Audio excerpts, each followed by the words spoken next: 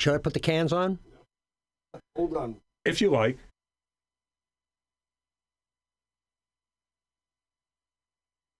It's time once again for more Food Space. All things food and drink, restaurants, travel, recipes, and cooking tips. There's something for everyone. Taste, sip, learn, and laugh along with us. And now it's time to get into his space, Food Space. Here's your host, Chef Michael Glatz.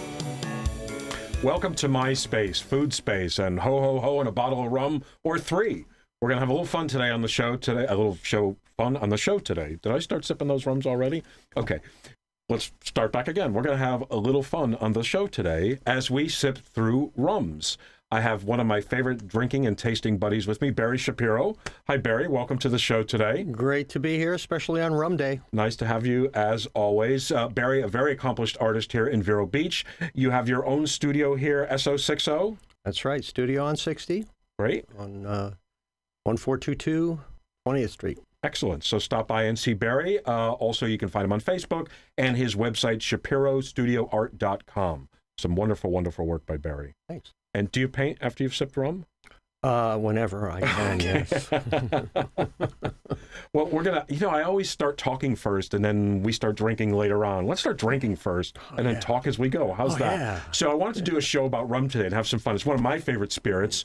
And when you think about rum, what do you think of? I think of the Caribbean. I think of pirates. I think of big battleships and debauchery and all kinds of bad things going on. But today I think of like some really good rum, and I love a cigar with rum. Too bad we can't smoke cigars in the studios. The first rum we're going to sip on today is one of my personal favorites. It's from Puerto Rico. It's called Ron de Barrilito. This is their 3-star or Tres Estrellas. All the rum, oh my gosh. All the rum in these barrels is 6 to 10 years old, 6 to 12 years old. Wow, beautiful. Honey, vanilla. It's very light. It's a nice sipping rum, even down here in the Florida heat. It's got a very gentle, we call it the burn, right, after you swallow it, in the back of your throat, but wonderfully spicy. Has some really beautiful flavors and aromas. Yeah. It's got just the right kick. Not too much, not too little. Absolutely. I believe that the rums we're sipping today are sipping rums. So generally, to me, if you look at a rum and it's got some nice golden, amber color to it, that's more of a sipping rum. Don't put your Coca-Cola in there. Ooh, don't put your juices in there. Save that for the simpler, more clear rums, right? These are rums meant to enjoy, just like most brown spirits, neat, in a glass, right? Try not to do the ice thing. What I always say is a waterfront, right? Oftentimes people go to a bar, they order a spirit like this. They'll say, give me a Ron de Barrilito, neat, and a water back. Well, it shouldn't be a water back. It should be a waterfront. And if you like water with brown spirits on the side, sip your water first, right? And what that'll do is cool off the inside of your mouth, clean your palate up a little bit, and prepare you for a sip of your bourbon or scotch or rum. I need another taste of this. Yeah, I agree. Boy, really good. So Ron de Barrilito, since the mid-1800s in Puerto Rico, the Fernandez family, 4th generation rum makers. Very, very exciting. And the word Barrilito means small barrel in Spanish. Got you. Hence the name, because when the first of the Fernandez family, Pedro Fernandez, I believe, first started making rum in the 1870s or so, it was always put in very small barrels. This, as I mentioned to you before, was the rum that my parents kept in their bar at home when I was young. In fact, who knows? Maybe I was named after this rum. Barry Barrilito. Yes. Right? Little barrel. That's me. I love it. I love it. So one of the interesting things is, so we talk on the show, we've talked about bourbon and wine and different things. Where does rum come from? And it's a distilled spirit, and it's distilled from fermented sugarcane. Right? If you've never seen sugarcane, it's really interesting. I've seen whole fields of it in Puerto Rico. And what they do is they cut the sugarcane down, and it's like big sticks, almost bamboo-like looking on the outside, but it's not hollow on the inside. And they press it, and they mash it, and they boil it, and they extract the sugar from inside the cane.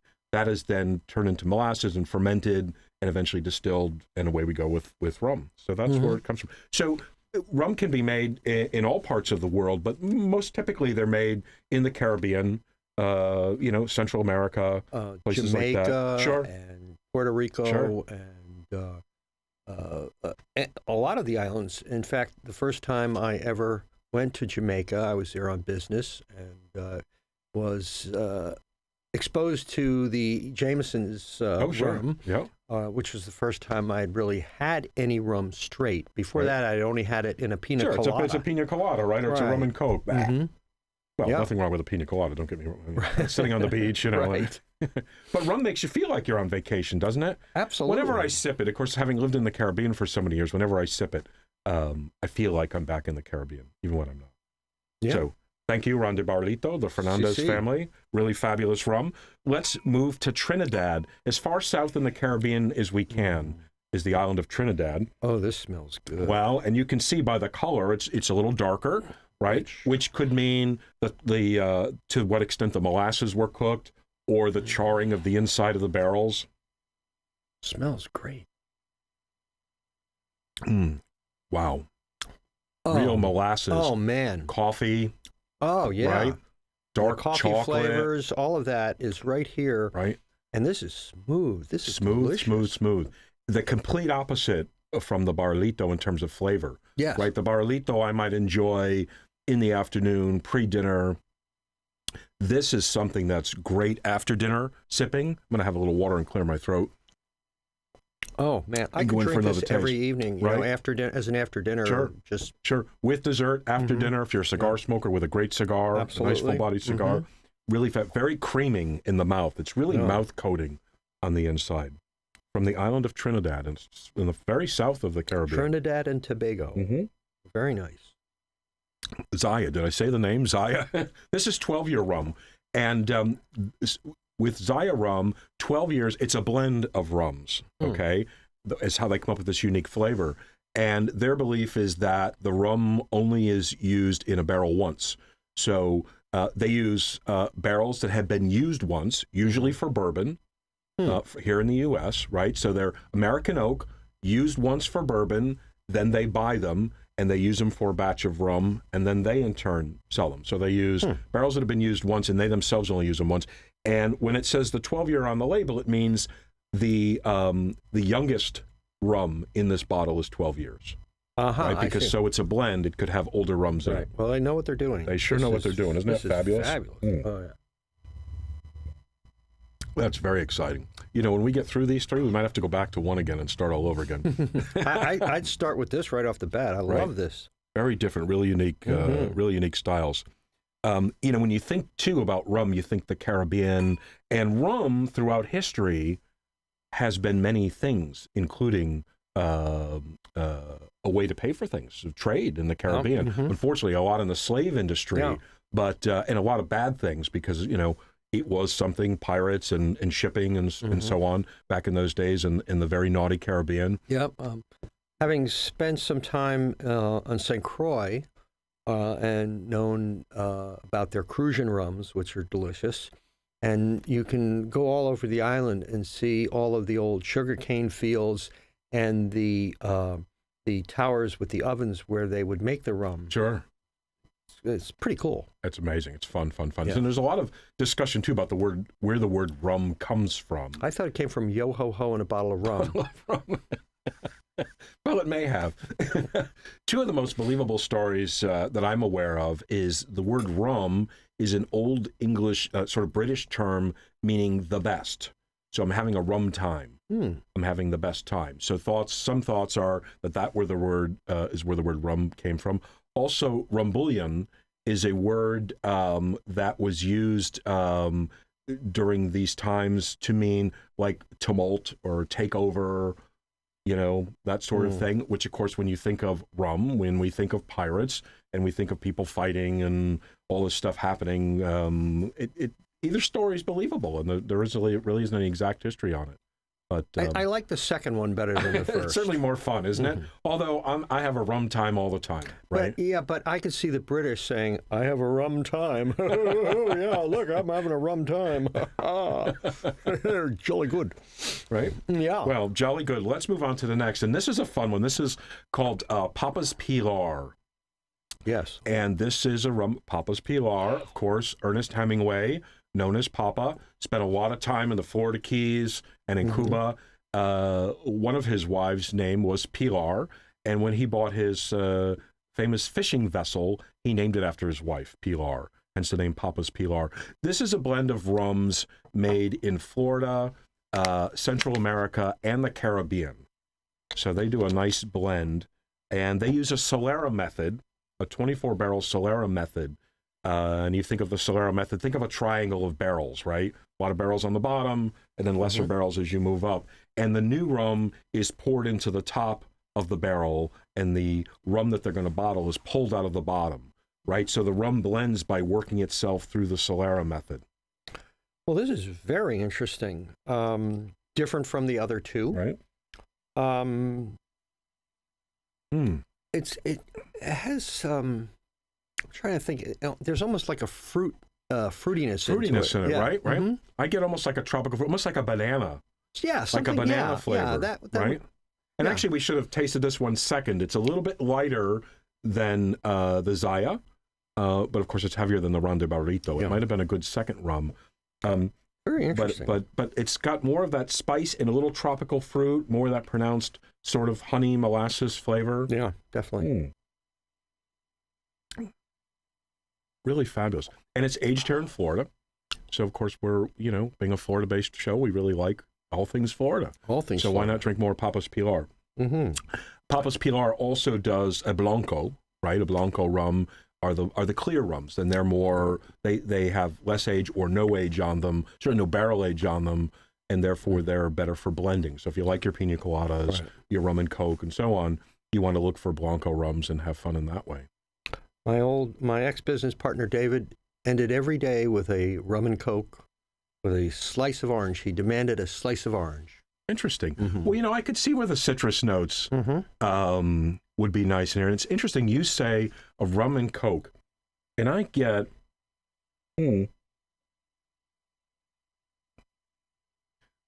sort of, call me crazy, a lot of people do, I get sort of cola-like flavors out of this rum, don't you?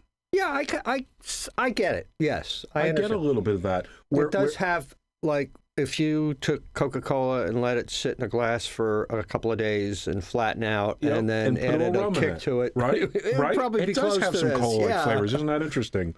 So if you're, I don't recommend that to anyone, but I'm just, Well, what I do recommend is if you're usually a rum and Coke drinker, forget the Coke, Coca-Cola, forget the Coke, right? And just buy Zaya 24. I'm sorry, you buy Papa's Pilar 24, right? And let that be your new rum and Coke. And, there you go. And forget the Coke. Forget the Coke. You don't want Coke. Lose the sugar, drink more rum, right? That's got enough sugar. I love the flavors in this. Boy, they're strikingly all different, aren't they? Yes, they're completely different, each one.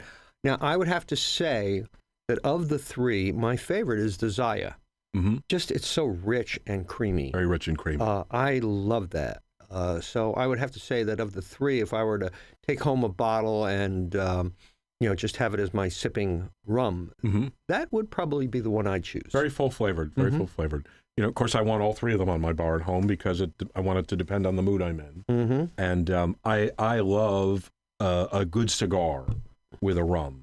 So I might... that Zaya with a Romeo and Julieta would be the perfect evening for Absolutely. you. I might choose my rum based on the cigar I want to smoke, and I might choose my cigar based on the rum I want to drink. It could really go either direction, but that's a nice match made in heaven. But that Zaya, it seems like a really good food rum. Like I want to have some chocolate with it. I want to have something like figs that contains figs or raisins. It's nice and rich. Figs, figs would be, as soon as you said that, I could picture that. That would be a perfect match. Sit around with some type of fruit, some mission figs, and something, maybe some really ripe Georgia peaches, and have this rum with that. That would be delicious. So now we're talking food. Now I want to talk about a little food with the Papa's Pilar. And I want... with this, I want citrus, I think. You'd mentioned orange. Mm-hmm. I think citrus would go really nice with this. Yeah.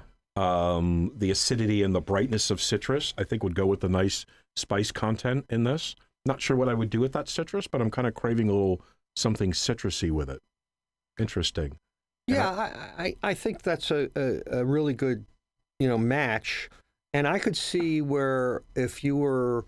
I want a banana cream pie with a little fresh orange zest in the custard. There you go. Banana cream pie. I could see where at the beginning of a dinner, like a nice, steak dinner with a salad, maybe with some mandarin citrus oranges in it, Sure. and some type of light, flavorful vegetable mixture. And then you start your meal with this.